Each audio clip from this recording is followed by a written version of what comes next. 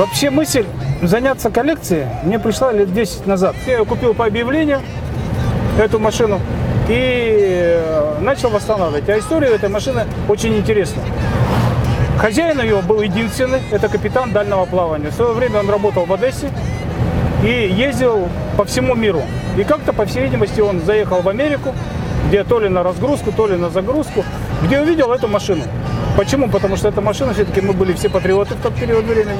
И эта машина у нас, он увидел и захотел ее купить. И она была в свободной продаже, эта машина. Он купил ее в Америке, привез в Одессу, на которой ездил, но потом волей судьбы его перевели в наше Ленское объединенное речное пароходство.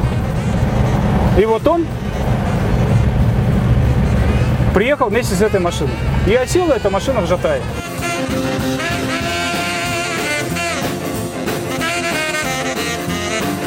Эта машина была предназначена в основном для чего? Для коммерческого использования. Первое, это значит такси.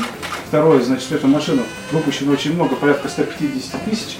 Она была как пирожок сегодняшний, да, москвич, то есть сзади будка, и предназначалась для перевозки почты и скорой помощи. Эта машина. Мало того, для сельской местности ее делали 4 ВД. Первая пробная машина, которая делалась 4 ВД и так далее.